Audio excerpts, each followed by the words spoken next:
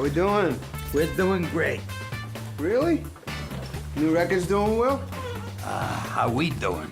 Not so hot, I gotta be honest. It was the best moment of my life. It really was. I couldn't have imagined a better project to be a part of and to get to not only be the lead in a Coen Brothers movie, but to get to play music live in its entirety, full songs. I still can't really wrap my mind around the fact that it happened. I'm interested in gigging here. Okay, let's hear something. You don't want to hear the record? Why should I? You're here, play me something. Play me something from Inside Llewyn Davis. These days, there are so many people out of work, looking for work, who are very good at their jobs, who cannot find a job.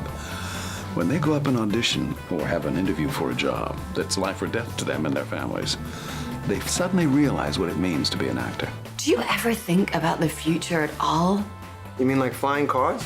She's just constantly annoyed at his inability to sort of reach his potential, or his mistakes and his laziness and how he treats people. It's just irritating to her. We were looking for a suitable actor and a credible musician, which is hard to find in combination. In the audition process, Oscar walked in the door and we just heaved a sigh of relief and thought, okay, there you go. We have an affection for traditional American music in general, and that's the music that preceded the folk revival and music that followed the period that we made this specific movie about.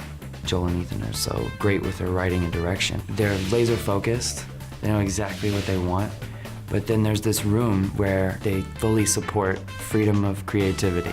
10, 9, 8, 7, 6, 5, 4, 3, 2, 1 second, please. Working with the Coens is the best part of life for me at this point, and because, you know, I love making music and I love listening to music. I'm a musician and I love the music world, but to be able to put music and image together and to have these images be this profound, you know. There's no shot in any Coen Brothers movie I've ever seen that doesn't have history in it, that there's not a reason for that shot. And oftentimes the reason we can relate to, you know what they're talking about, you know why they're there. They fill every frame with love. Folk singer with a cat. Is that part of your act? Every time you play a C major, he'd puke a hairball? T-Bone called Oscar a studio quality musician. He's a great guitarist, and he had to learn a whole different style for this movie. And he's got a wonderful voice and a good sense of music. You have to owe me something. I wish. People need time, you know, get to know you, buy you as a solo act.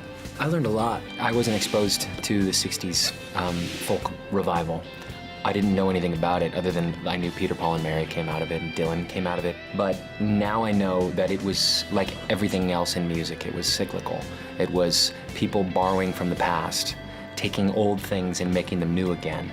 And that many of those songs were traditional folk songs that weren't written by the artists that sang them.